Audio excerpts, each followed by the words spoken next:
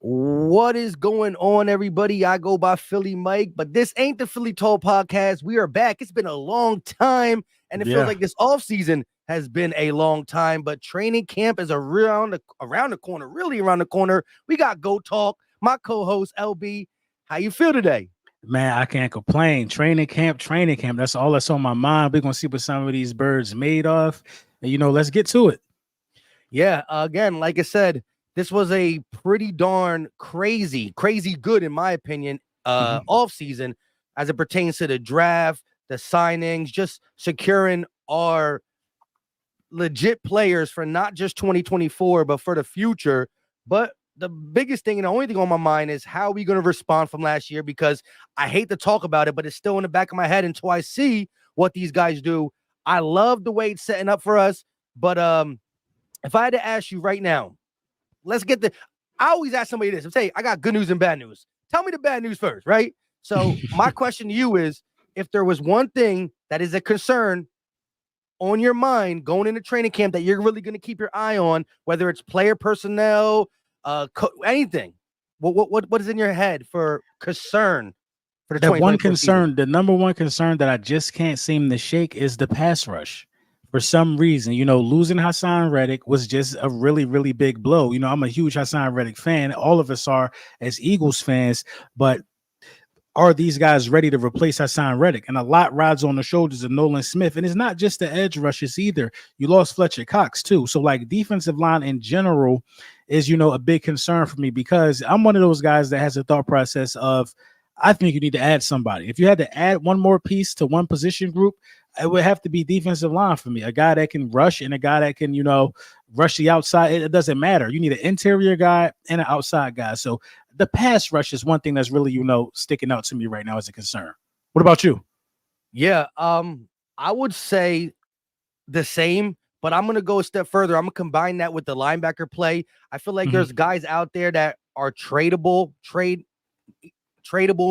where they're at on their squad that could do both, like a Matt Judon or something along the lines where you get a guy who can rush the passer and play back. Because I know Fangio changed, Josh Sweat changed his number to 19. I don't think he did it because he likes 19. I think they're also going to utilize him as a linebacker too.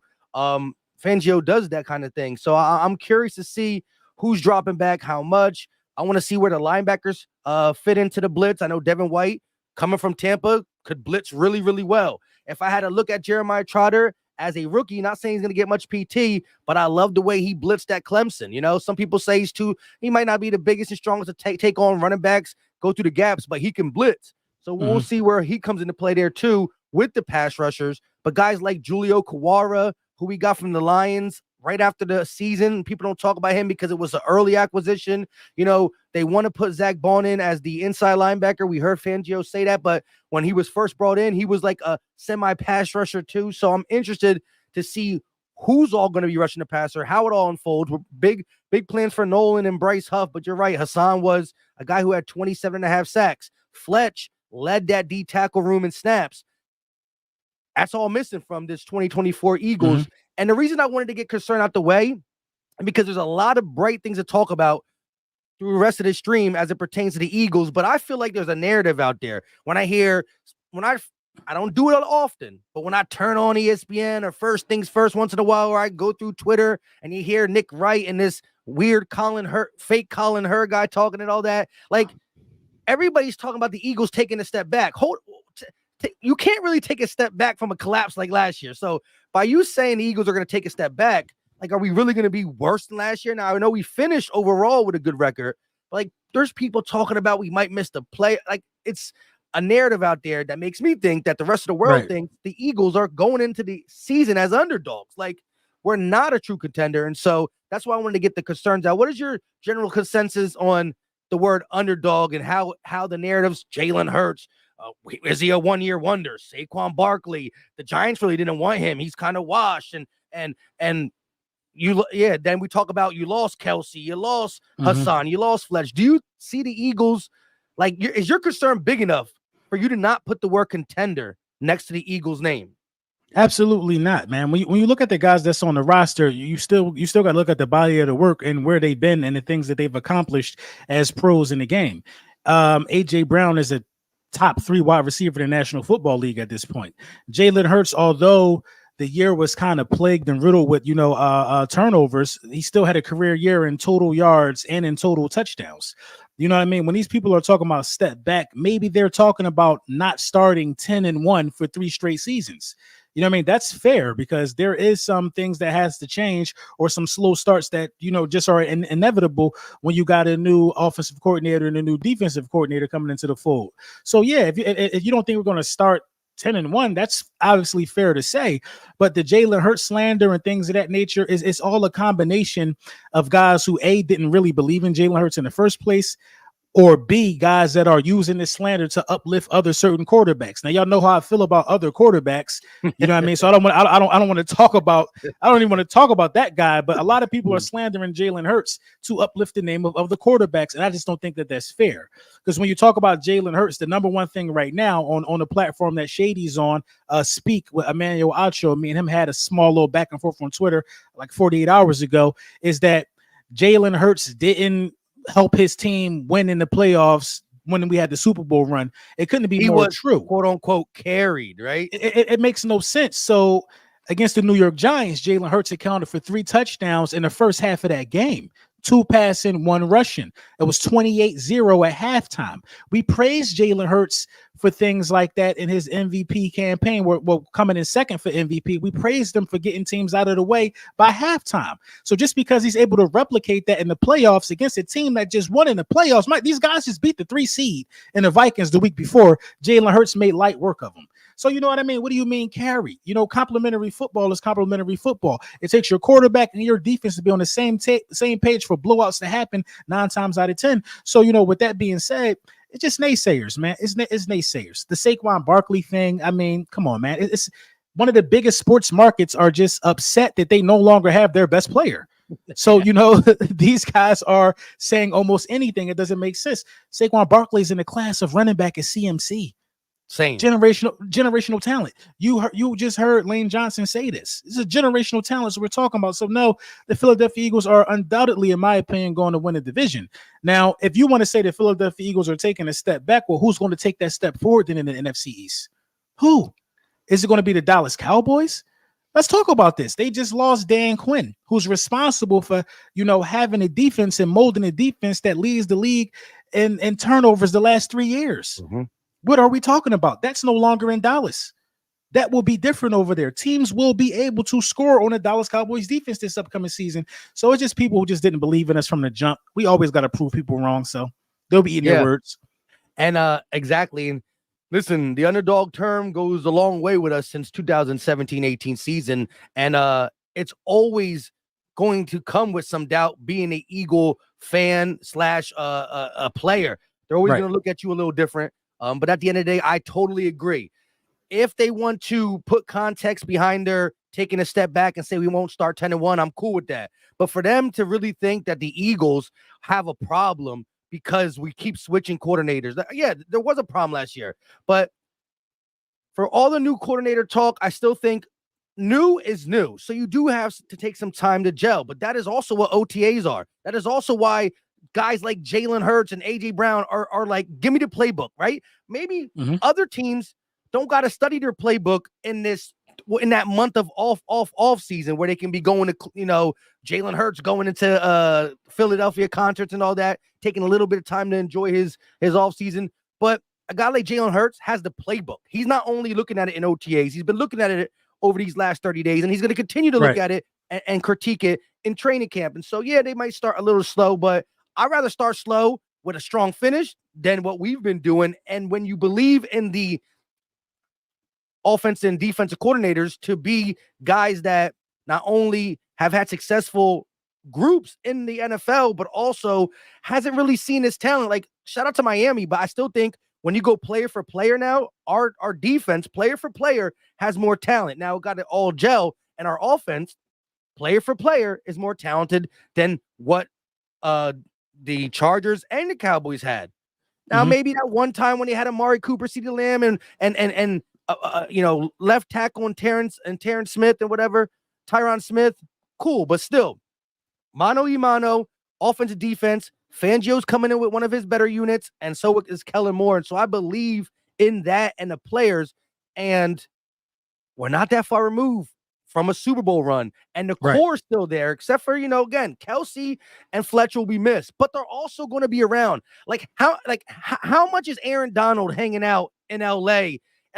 Like, I don't want to speak on him like that, but Fletch has already been at one training camp. Kelsey's been in the building multiple times, and so their play is going to be missed, but their spirit is still going to be there. Like, when other Hall of Famers leave their franchise, they might not come back for a year or two before they say, hey, can I come up in the facility? Man, Kelsey's living in Philly. So I still believe in the culture that was built.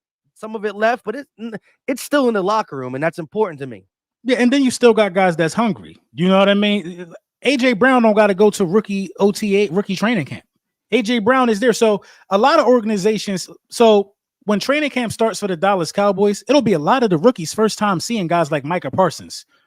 It'll be a lot of those guys' first time. CeeDee Lamb. These guys have not been a part of team activity.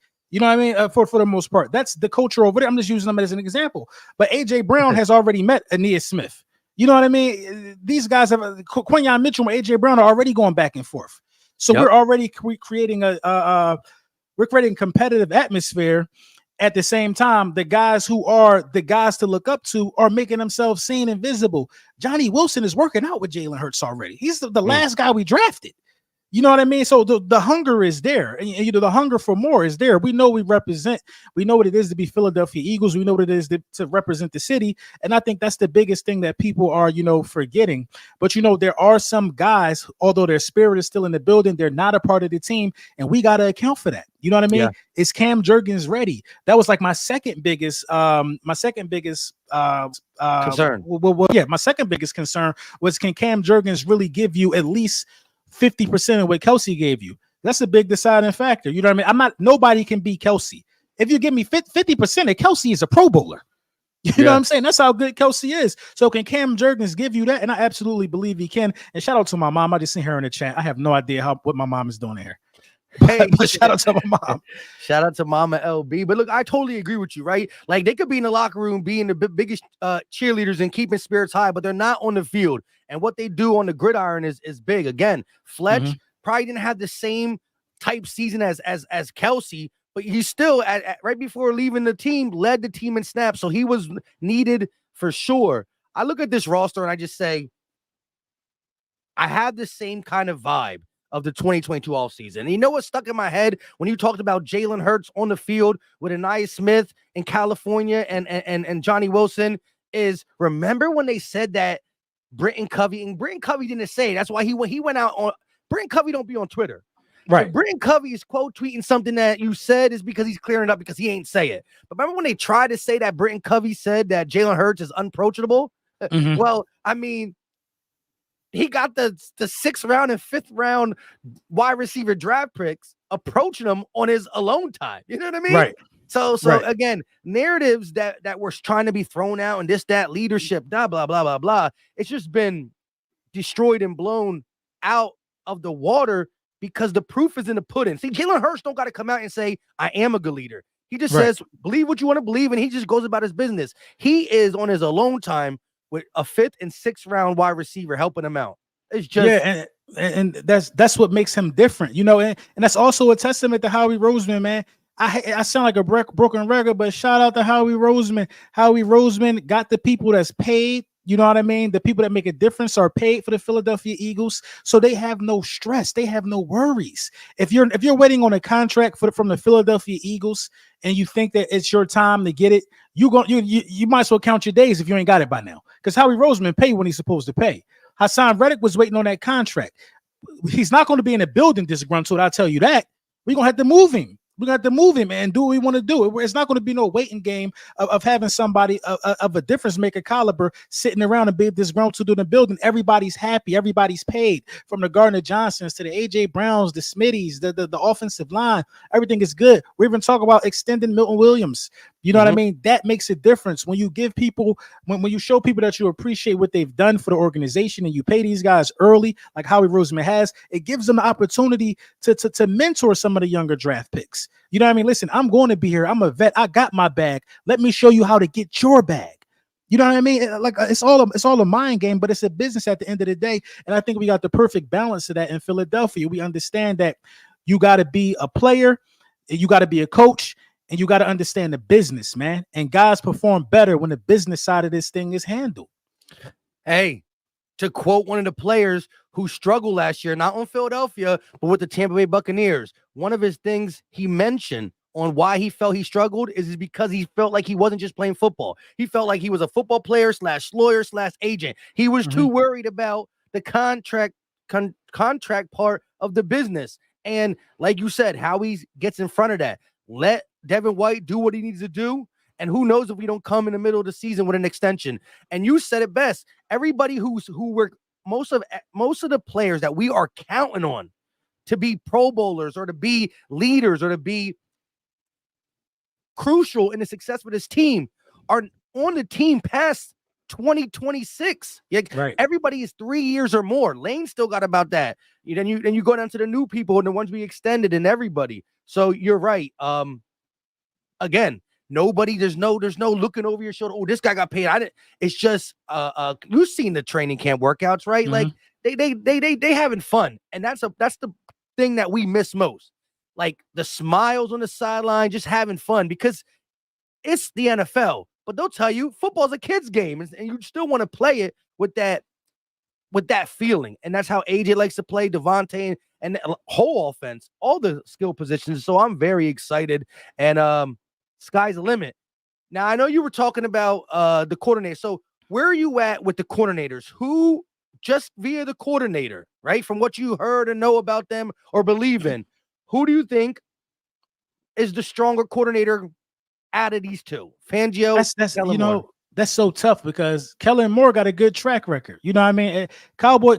I mean, it ain't the best. It ain't crazy in the playoffs or whatever it is, but Cowboys fans would like us to believe that Kellen Moore is chopped liver, but he wasn't chopped liver when he was out here with #1 offenses for the Dallas Cowboys. You know what I mean? Kellen Moore can get your offense going.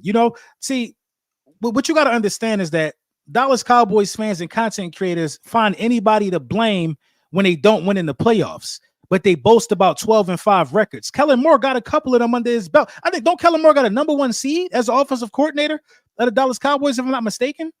I would think so. I think he do, but Kellen Moore is responsible for Dak getting his first big contract. He was his offensive coordinator. You know what I mean? Simplified the offense and did a lot of good things over there.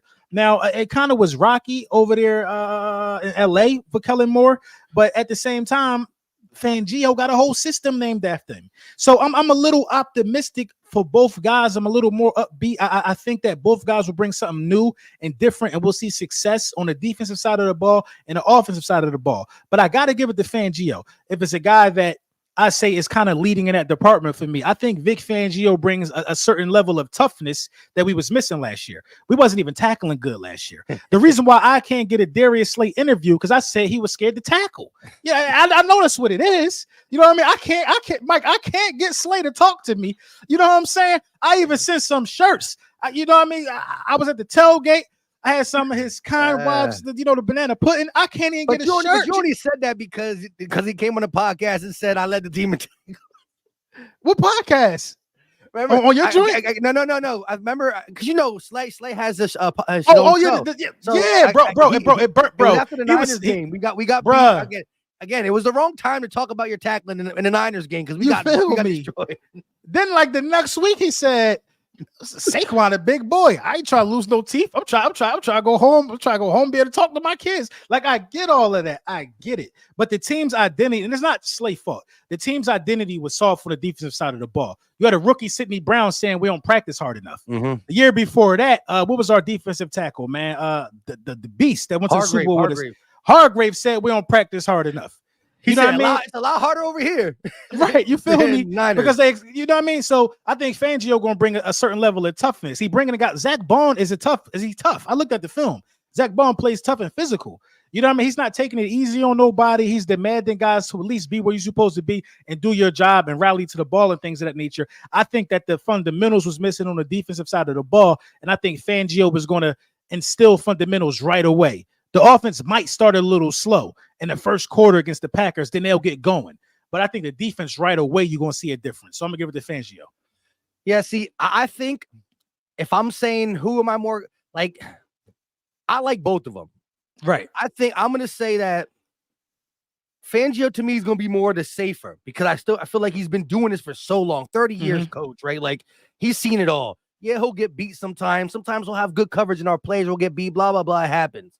I think I feel real safe with him. But like the high risk, high reward, either offense is going to be real. The play calling is going to be so good or so bad. There's no in between for Kellen Moore.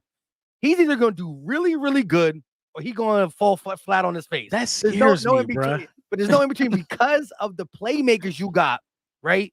The dynamic of the run game with a dual threat quarterback and the two best combination wide receivers we've seen. Now, you could say Waddle and Hill had more yards. They were the only duo to have more yards, but they didn't have more touchdowns, right? Blah, blah, blah. That being said, the route runner and the bully, like there's no better combination. Two wide receiver ones. The O-line is like Kellen Moore set up beautiful. And when we talk about his mistakes and with the Chargers, every skill position player was injured at least once. Eckler missed games. Who's the slot guy over there? Palmer? Is it Palmer? No, Keenan Allen. Oh, okay. He goes all around. Allen missed games. Mike Williams, their O-line. Even Herbert missed games. So right. he was dealing with a lot. It is what it is. I just think that, again, now, when I say he's either going to fall on his face or be really good, I'm leaning toward a really good. He has the mindset to motion. Like, imagine defenses trying to run with Smitty left and right. Like, use Smitty the same way you want to use Keenan Allen. Use Smitty the same way you want to use CeeDee Lamb, right? CeeDee Lamb is twitchy, but he's not more twitchy. He's not a better route runner than Smitty. Let Smitty move around. The dude got energy for days after eating McDonald's. Like, the dude eats McDonald's before games, and he's still out there balling. That being said, again, I can't even pick who's going to have the bigger year just because I think AJ's been showing who he is the last 2 seasons with the Eagles. Every year getting better. 1,500 yards last year. But I just feel like Smitty's going to be a nightmare moving around. The Energizer bunny back there. And I think Kellen's going to just draw a lot of things up for him. I mean, not saying AJ won't motion too. I just still feel like Smitty's going to be heavily used in he's going to be the most motion person on the Eagles offense. Everybody will move. Goddard will move too. Same with AJ, but Smitty going to have fun. I think so too. I think the path to being really, really good on the offensive side of the ball, though, is running this offense through Saquon Barkley. You know, because you can move him around too. You can spread him out wide as well. So, like, I just don't want Kellen Moore to like start just keep it as simple as you can, but at the same time use the personnel that you have. You don't want it's no need to come out there and say I'm gonna throw the ball 50 times. You got Saquon Barkley. If you're throwing the ball 50 times with Saquon Barkley, 10 need to be screens. You know what I'm saying? It's just no need to put the ball in danger. It's no need to get pass happy. It's no need to try to run the score up. We not the Dallas Cowboys. Kellen Moore got to understand that we're here to do a job. We're here to get a win. We're here to look good winning, and we're here to be out. We're here to lead the building healthy. So I think, you know, running the ball heavily in the beginning of the season with Saquon Barkley, you paid him, you got to use him.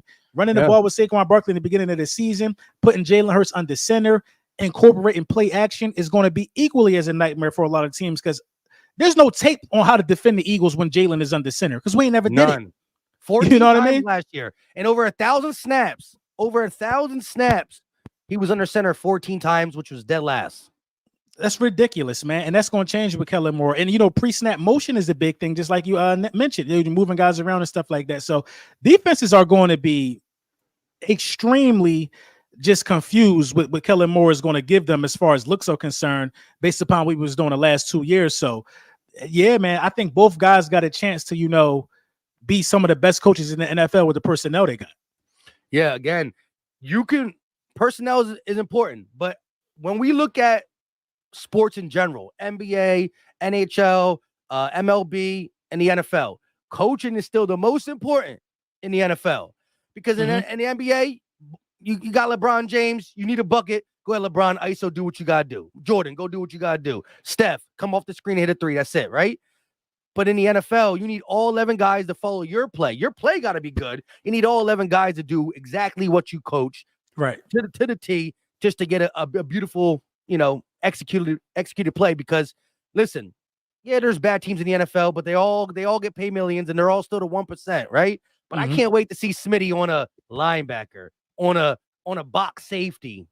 It's just I got easy. Smitty having 200-yard games this year.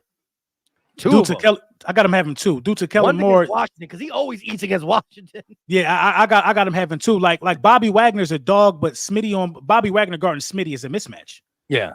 You know what I mean? It just Smitty on there's no linebacker in the National Football League that could guard Devontae Smith. None. Kellen Moore gotta exploit these mismatches. They're all over the place. There's a lot of linebackers that can't guard Dallas Goedert. The mismatches are there, and Kellen Moore has the mindset. The Dallas fans used to call him the boy wonder. They used to call him a boy genius. When he first took that job. You know what I mean? And I think the IQ is there for him, but now I think he got the quarterback that can get him to a championship game. Or at least win a playoff game, right? Yeah. Anthony C with the $10 super chat. We appreciate the love and support. What up, fellas? This team is all in, and we're going to silence the media. Again, you see the title, Philadelphia Eagles underdogs again. Lots of young talent on defense, and they got to step up. Vic, we'll get them ready. Also, LB mixtape needs to bump inside the link. It does. Hey, I appreciate you. It's fire right there. For sure. We got one more from Eagles Uncut 2.0. $5 super chat. Nick gotta go. Hey, bro, right to it. He getting right to it. That was a concern. That's his biggest concern. Nick gotta go. I'm tired of keep looking for new coordinators every year or two and hope we hit because Nick can't call plays. Your thoughts? Well, that wouldn't affect the defensive side of the ball. But the one thing that I'm really hopeful with Kellen Moore is this. He went from Dallas to LA without getting a upgrade in position. He went from OC in Dallas to OC in LA to OC in Philly. Normally, if you're doing it like the things he put on tape in Dallas should have got him a head coaching position. Now, there was little bumps in the road in LA due to injuries, but I feel like, again, one thing Jeff Lurie, we credit Howie. Jeff Lurie is not afraid to spend money. And so if things go right and he wants to still put more offensive coordinator genius with this Eagles roster on film before he gets a legit head coaching job where he can get a deal for whoever he signs to next 5 years, I can see Kellen Moore staying for 2, maybe 3 years to really, because that's where our core is. Our core is here for like 3 solid years, say the least.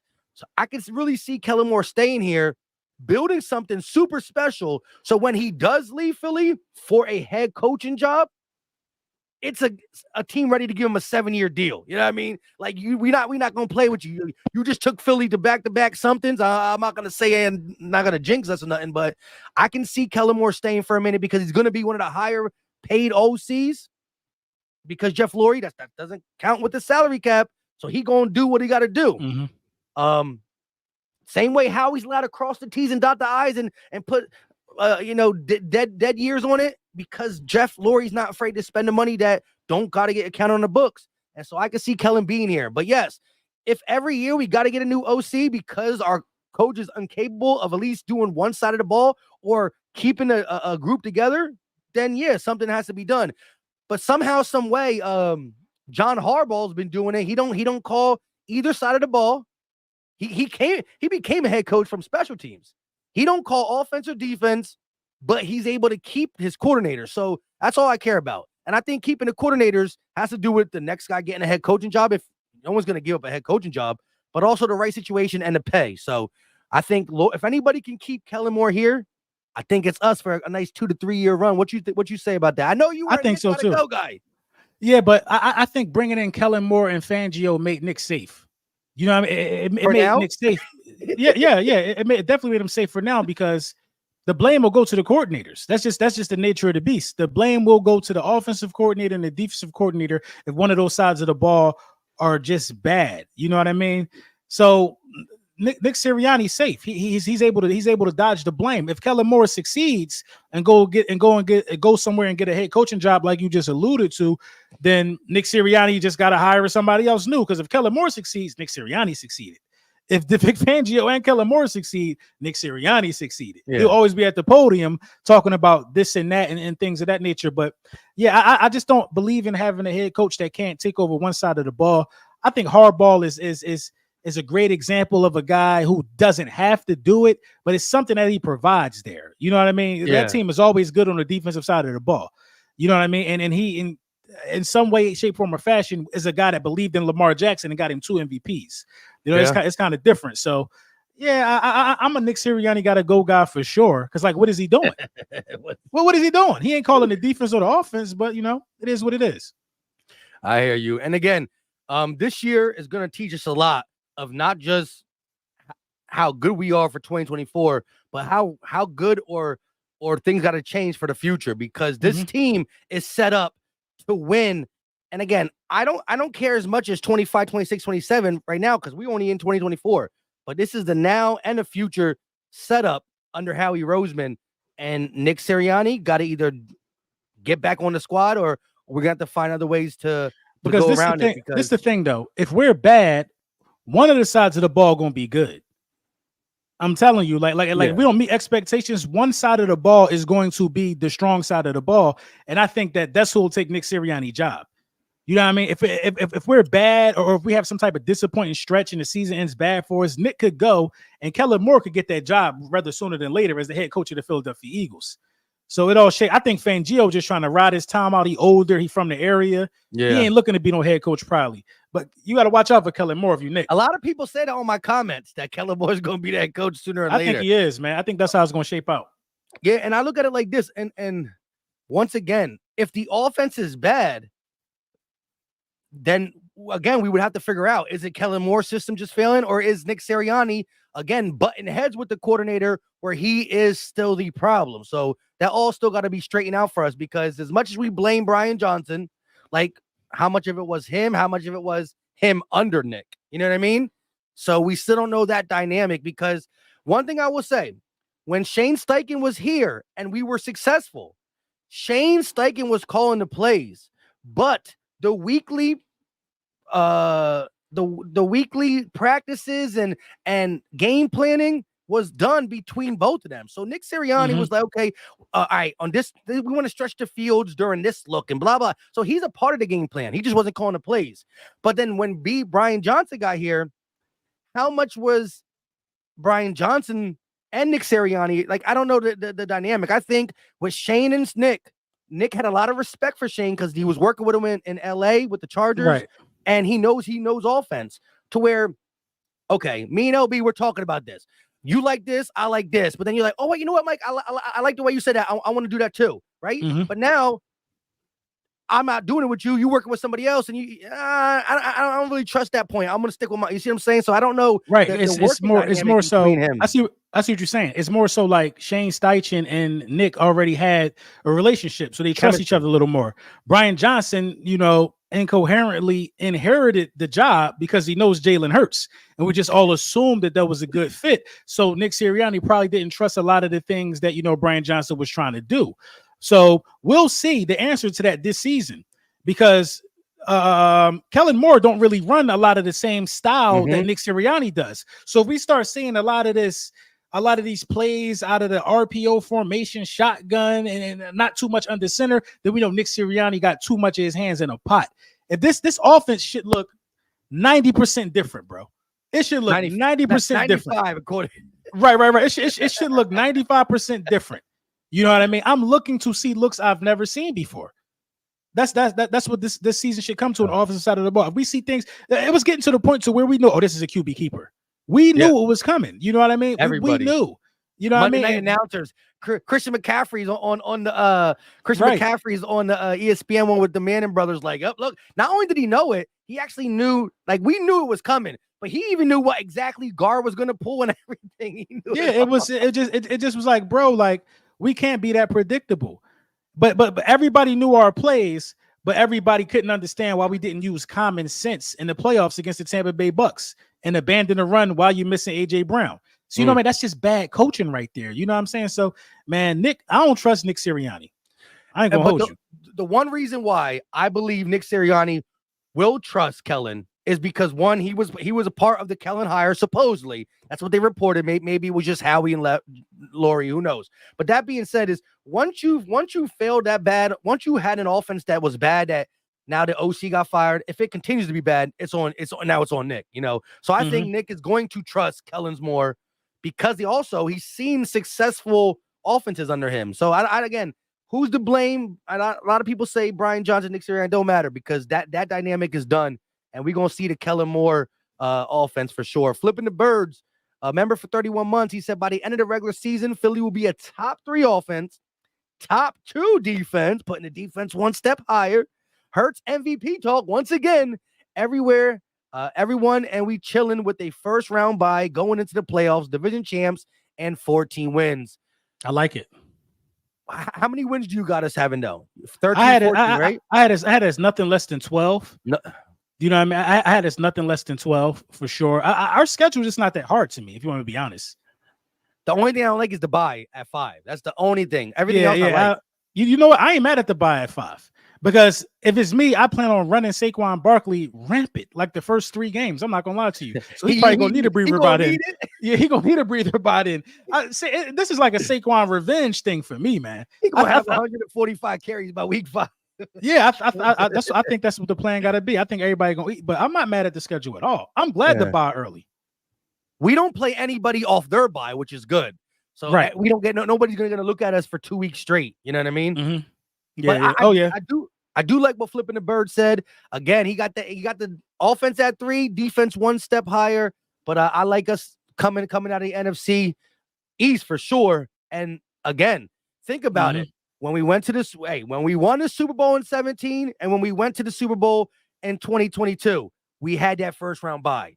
The Eagles do well off that first round bye.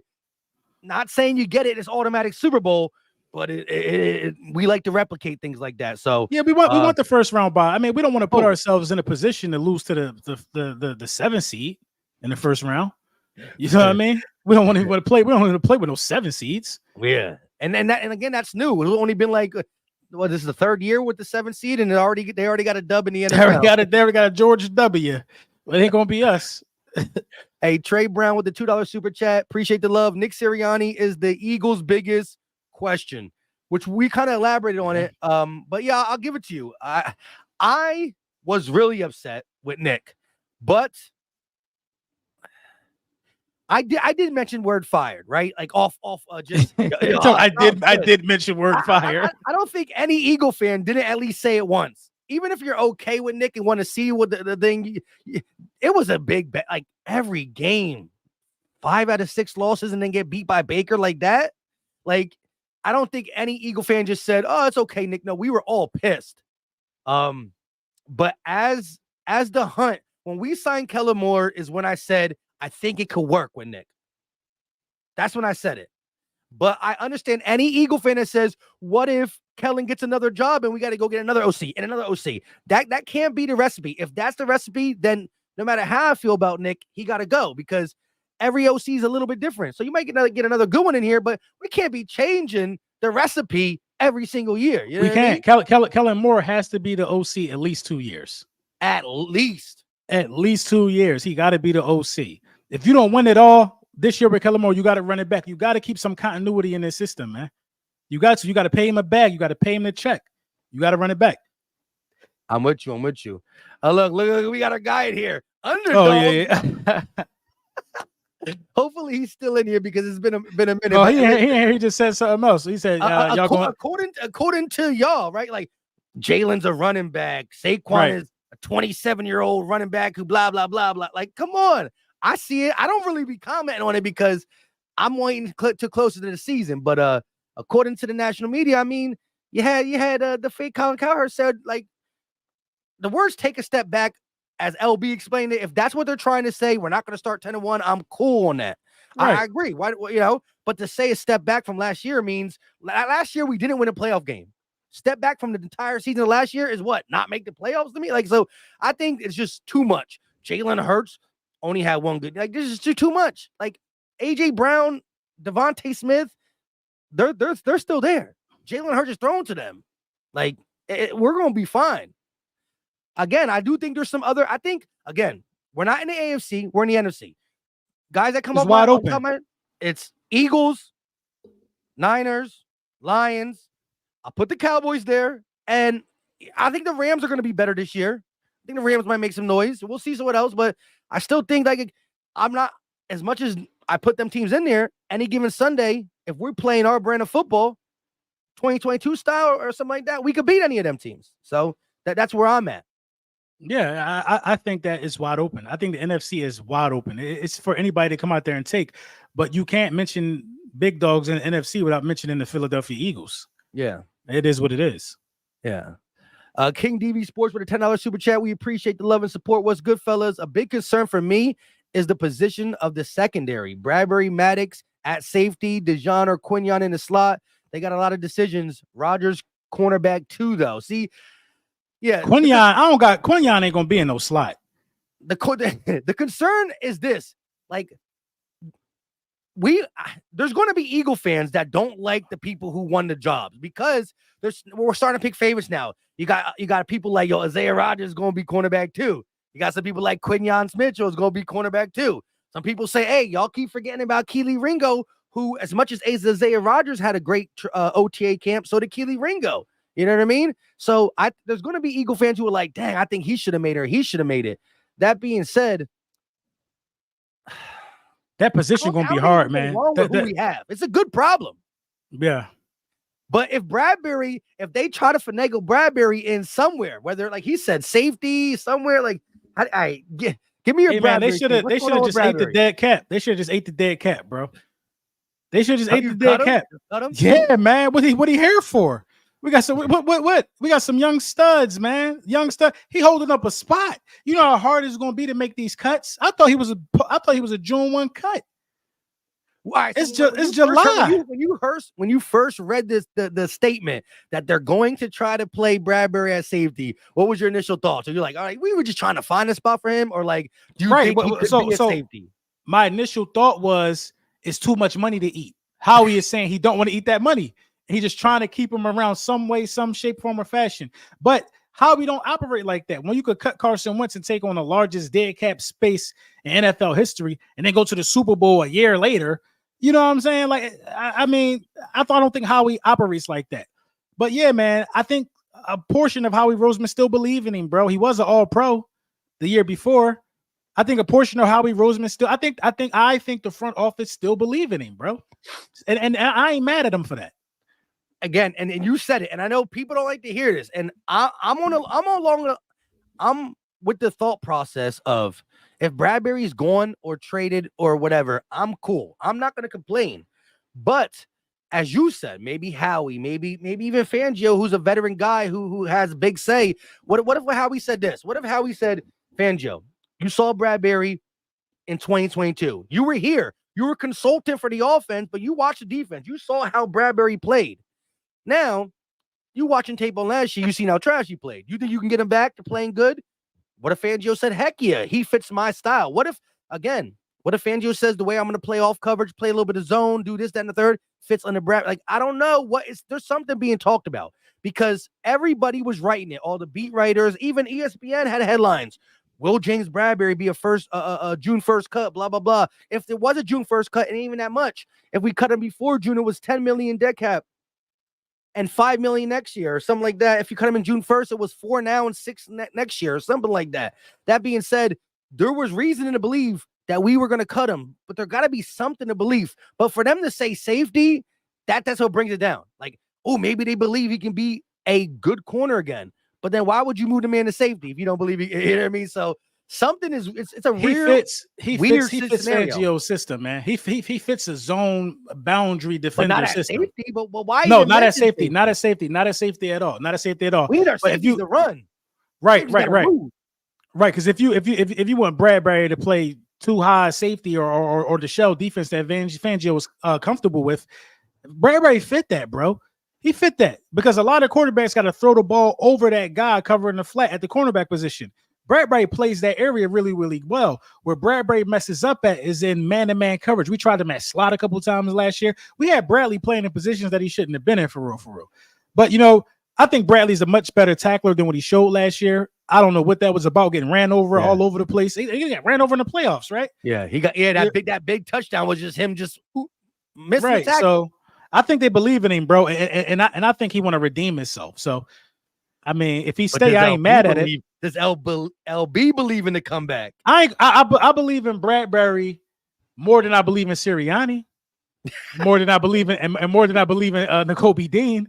I tell you that I believe in Bradbury more than I believe in them two, because I saw Bradbury play good. I seen it, like in the Super Bowl run. Bradbury was him. Then Bradbury have a pick 6 last year. He had a couple clutch picks last year. The Super Bowl run year for us. So I believe in Bradbury. You just gotta put him in a position to succeed, bro. Yeah. But who do you cut though? Because Bradbury takes up a spot. That's my concern with it. Could you imagine if we have our first and second round pick? Like if we have our first and second round pick just riding the pine, how are we doing that? You can't do that, bro. Quinyon Mitchell got to get meaningful minutes, bro. That's what I'm saying. You got to get Isaiah Rodgers got to get meaningful minutes. I think, honestly, I hate to say this, Mike. I think Covey got to go. So I think Covey got to go, bro. I think Covey got to go. Get the punt returns at least. Right. So Isaiah Rodgers can get that punt return slot. Therefore, it opens up. You know what I mean? You got to keep as many guys as possible that could do more than one thing. More than one thing. You know what I mean? You got to keep, because it gives you flexibility with the roster positions and roster spots. So if Isaiah Rodgers moves Covey only could return kicks. What else can Covey do? It ain't like he's taking nothing to the house. He just get you a good one every day. I don't care if he was a Pro Bowler, bro. He ain't no Devin Hester. He ain't taking nothing to the house. Isaiah Rodgers is taking shit to the crib 9 times out of 10. You know what I mean? So you got to get at the Isaiah Rodgers, bro. And then with Isaiah Rodgers being a punt returner, you still got him that you can move to cornerback if you ever need to, because he's on the roster. So I can't wait to see what happens at cornerback. I still think, again, it's football, right? So I don't want our guys riding the pine, but you never know when an injury happens and you need to have a solid backup, right?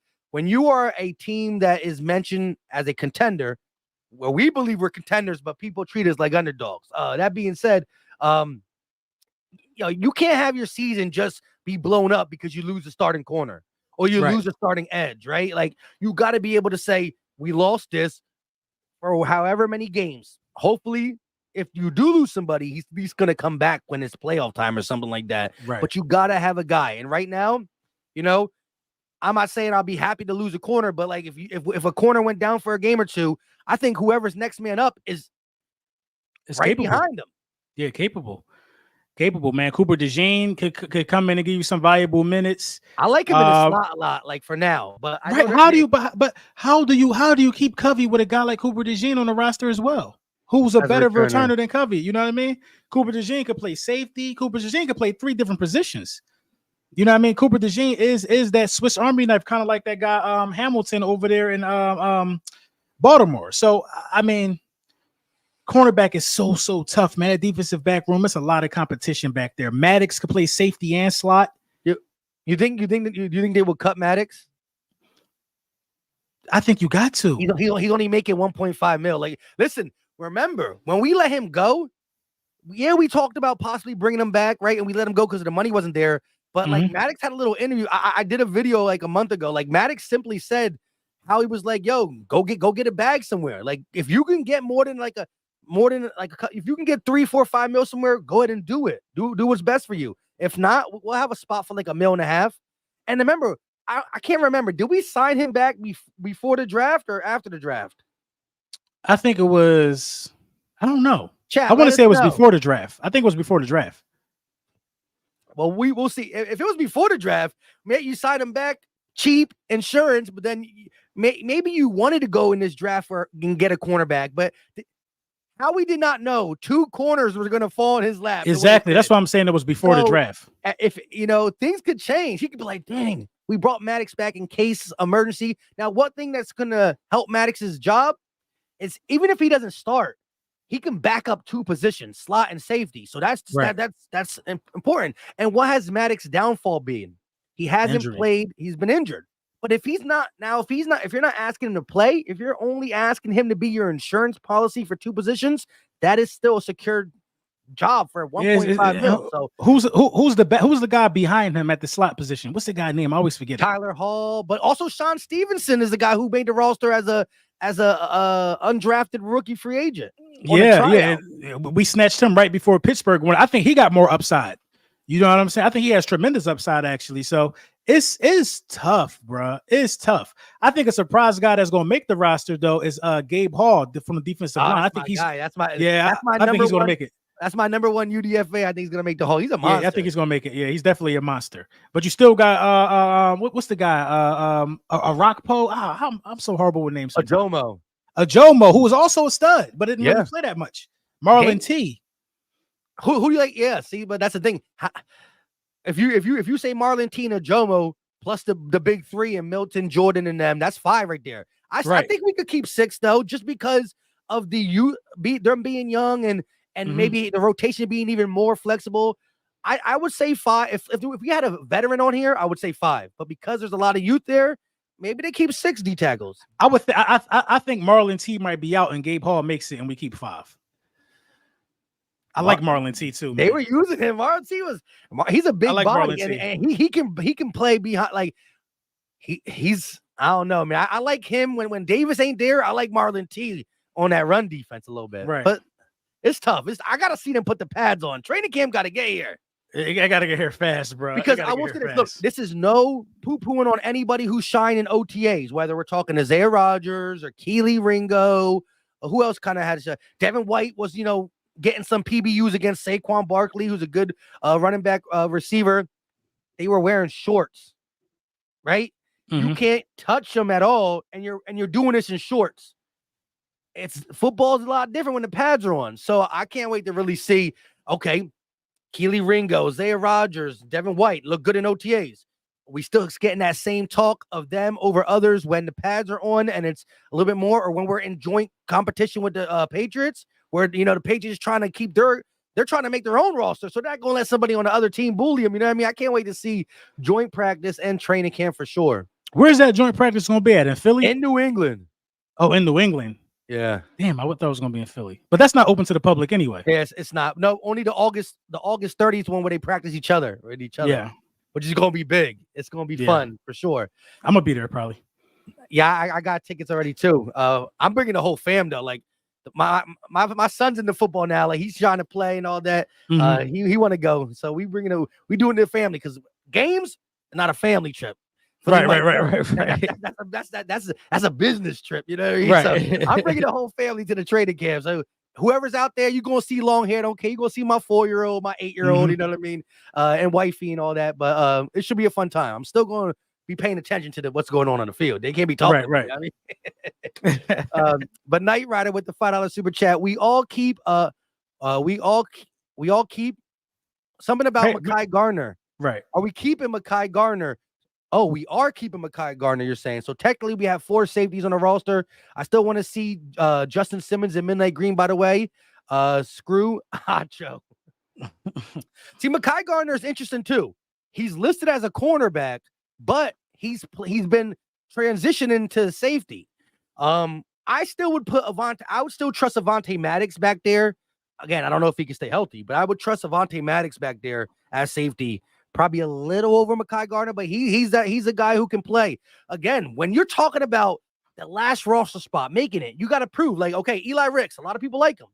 But if Mekhi Garner can play safety and corner, and Eli Ricks can only do corner, if Mekhi can play safety, corner, and inside, like, that's where them little things. Oh, plus maybe he's a special teams gunner or something. I'm not sure exactly what he does, but them little things matter when you're talking about roster spot 49 to 53. You know what I mean? Them last I agree. You better be able to do a multitude of things. You got to, man. You got to be a Swiss Army knife, man. I just can't even wrap my head around who these guys are going to pick for the defensive back room. It's just so much. It's so many guys that can do so many different things. This truly has to play out in training camp, man. Truly has to play out in training camp. It's a lot of pressure on a lot of guys like Eli Ricks. I don't think Keely Ringo was under that much pressure.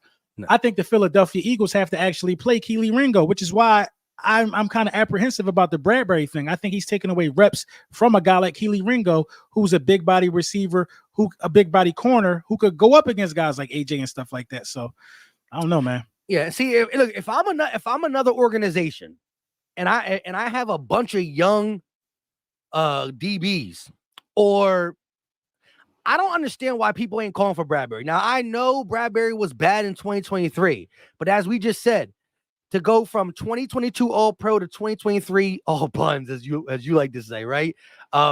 It's crazy. But if I'm I don't know, I don't know what other organization got going on, but there gotta be a team that has some young talent, but could use some veteran leadership for a year or two. Like that's why I think Slay's big. Not only is Slay still good in my eyes, he's still a good corner, but having that guy to mentor the young guys is big. Slay got one spot to me. I think he does. Now, if he loses it, he loses it. And I truly believe this is Slay's last year. Like, it's not working out. I don't see a scenario where Slay comes back at all. And I've talked to him and I've crossed T's out the I's. I mean, Slay loves Philly. I just don't see it working out with what we have on the roster and his cap number next year. We almost already lost him when we restructured him to Baltimore last year. So it's going to be the youth movement next year, but it's like, I mean, we got to win a Super Bowl, and he got to be a big part of it. That's the only reason that Howie works it out. But look, I mean, like if things play out the way it does, and Quinion and Cooper and Keeley and Rodgers become who we all think they are, I'm cool with Slay getting a bag somewhere else. Like I'm cool either way. I just don't see the scenario. But to me, my main thing is this: I can't believe nobody's trying to make a move for Bradbury. I know the 2023 tape was bad, but I think he could fit another organization. And I would be willing to give him the benefit of the doubt if we weren't so talented at this position. Yeah. But I don't think we want to trade him. You don't think we want to trade him? Or you don't think no one came for Asta? I don't think honestly, I don't even think we put it out there, to be honest. We should, though. We should for sure, but because Howie is so good at packaging things up and getting something done. It was like I thought he was going to be traded on draft night to move up or something like that. I did. Like the city was collectively disgusted. I'm surprised he's still here. I'm surprised he's still here, to be honest, man. Me too. I'm surprised he's still here, man. But he can't take no snaps away from some of these guys we just drafted. I think it's just unfair, man. I think it's unfair. But at the same time, I'm like 50-50 with the Bradbury thing because he's shown that he could be an all-pro in his league. So, like, hey, if we're going to keep it and give it another go, I ain't going to complain about it. Carolina, and he was an all-pro the Eagles. So, yeah. I think he was a Pro Bowler with the Giants. And so, again, and Bradbury's track record is he has a good season, come down for a little bit, but he eventually get back. Right. He's a rebounder, so I think we counting on that trend. I think we counting on him to rebound. Oh, Lord. But like I said, I just feel too strong about who's on the roster that's under 30. That's just my main thing with Bradbury. And that's why I'm looking. I can't believe there's not a roster out there that could use Bradbury somewhere else. Right. There is somebody. People are talking about we're going to trade for Udon. I mean, give him to the Patriots. Hey, yeah. What I love about this? What? Matt Judon is my perfect trade scenario, right? For the simple fact that he can rush the passer, he can drop back. And last year he was banged up a little bit, but in 2021, we talk about Hassan 27 sacks in 2 years. In 2021, 2022, he had 28. You know what I mean? He was that guy. And guess where we're going? We're going to New England for joint practice. Howie's going to be on the same field. Right, and how he always come back with a gift every joint practice. He always come back with it to go plate.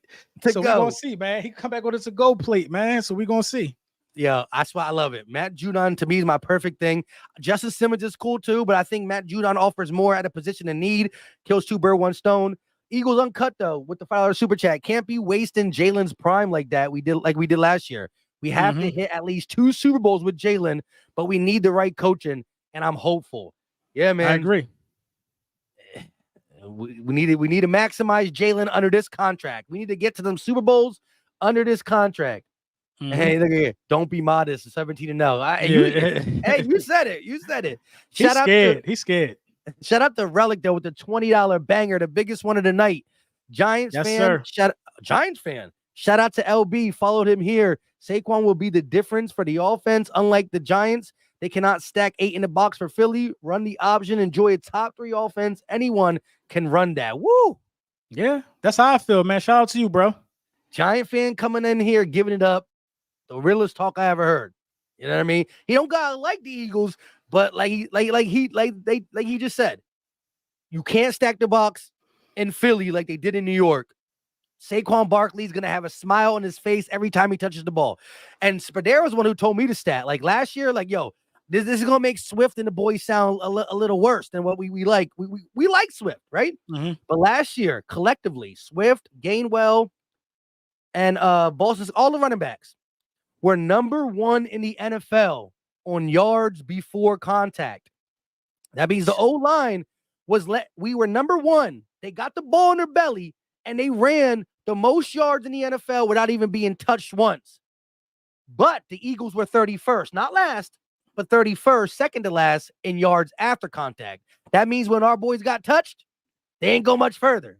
Now, Swift had some good jukes and all that. Saquon Barkley, you get Saquon Barkley in there, most yards before contact, you can't bring him down once he gets ahead of steam. You know what I mean? Yeah. He's going to be loving it. That's why I wanted the Philadelphia Eagles to go get a thumper, bro. Because once you get a thumper with a big headed thing, but Saquon I think he could thump, but the Giants don't afford you the opportunity. Yeah. I think Saquon, like when you look, CMC, shifty back, right? Henry the big back. I think when you put it together, it's like Saquon is the best of both worlds. I think he can bang in the middle, but we seen him pull people out his cleats for sure. Saquon has done that. Stiff arm. Saquon got the total package, so it's gonna be interesting, man. I think I got Saquon being close to 2,000 all-purpose yards, bro. Did it when he was a rookie. I got him being close this year. But he had over, what is it? He had over 15. I don't know what was it. I forgot the number, but he had a lot of touches. Mm-hmm. I mean, I think we gotta utilize him, but you also got to get the ball to your other playmakers too. Like we got a lot of. But this what I think though. I think we cool with seeing him eat. You see where AJ coming from. AJ cool with it. Oh yeah, AJ said we gonna make him get his. Yeah, AJ cool with it for sure. Flipping the birds with a $2 super chat. Redemption season. I like it. I like it. I mean, I like it. After the collapse, we definitely need a word like redemption for sure. That actually fits the bill 100%. High domination in the building with the $2 super chat. Stay tuned for the raffle. What's up, Mike? What's going on? Hey, what's going on, Dom? Name I got me going. Yeah, we about to get the raffle going. We're gonna buy 2 tickets. We're gonna raffle them out for about a month before the season start, and then we're gonna announce the winners on the channel or something like that. That's what's up. Y'all go tune in for sure. Opening day tickets or probably the game after that. That's what's up. He dropped another one, said my first home game. I'm gonna act a fool, y'all. You got to. We're gonna have Kirk Cousins in the building. Right. You gotta have fun with him for sure. Yo, that's crazy. How we always play Kirk Cousins on Monday night, week 2. Like they love setting us up with that. Hey man, hey, we gotta look good. I think honestly, man, before we wrap up, I think a statement got to be made in Brazil, though. I think we got to make a statement. Yeah. Do you know what the media is gonna do? And guys like CFT, if we lose to the Packers, like they're not even gonna put no context. It could be we could lose by a last-second field goal. They're gonna be like, "See, Eagles still suck." Like, exactly. We're gonna hear it on every network and on Twitter. CFT, y'all got the Avengers on offense, but y'all underdogs. We ain't saying we underdogs. That's what everybody else telling us. We know what we got. I want to make myself clear. The reason the title is this is just the narrative of Saquon being type wash. Jalen is still not that good, and Kellen Moore's not. Wait. Every Cowboy fan just tells us, wait till you see what you really got. Right. I heard people say people are still trying to run with the narrative. Miami Dolphin fans hate Fangio. Like they hate Fangio in Miami. They hate Kellen Moore in Dallas. We got a 27-year-old wash running back, a non-good quarterback. He only had one good year. He was carried to the playoffs. All that extra stuff. So I'm using the term underdogs through the eyes of the rest of the NFL. We know what we got over here. We good. I mean? That's my main thing. But yeah, I can't wait. But real talk though, again, a week 1 loss. It's not fun, but there's still 16 other weeks, 17 other weeks. But the way we lost last year, and the way things are going, like you hear all the murmurs now. Mm-hmm. Yeah, we gotta make a statement. We gotta show they oh man, the play action and the motion they're gonna run, bro. Be good. They had a good offseason too. Yeah. They got Josh Jacobs, right? They got Josh Jacobs over there. 2 new running backs with a new squad. Mm-hmm. Yeah. We got to show we can fill them gaps and tackle. We get Jay. Listen, we're getting the freshest Jordan Davis we ever had. Right? It's week 1. Right. No excuses. You need to shut the run down. But hey, 1 hour and 4 minutes. Go talk a little training camp talk again. It's hard. We've been building up for the training camp for a while. We got the concerns out early, but although don't let nobody trick you. Every organization has some concerns at this time. This is when you're trying to exit and stuff out. So don't let people think that we the only ones. But the questions and the things that we do know the answers to are legit. And the core's locked up and we're ready to rock. And it's what, July 23rd is the first day they report, which is in 11 days? What's today? The 12th? Yep. Here we go. 11 days before the Eagles take the field, August 30th, the open practice. What you got going on for this week? I ain't got nothing, man. We weekend or anything. Right. We're gonna report on the news as it come. We're gonna get ready for training camp, and the season is coming. We about a little over 50 days away. I remember it was 99, 100. So it's moving fast. Kinda. Yeah, kinda. kinda. But with that being said, I go by Philly Mike, LB. Go talk, and I promise y'all, especially with training camp, we gonna get these back to if not every week, right. every 2 weeks. We gonna be We're gonna try. All right. Until next time, y'all know what time it is. We out. Peace.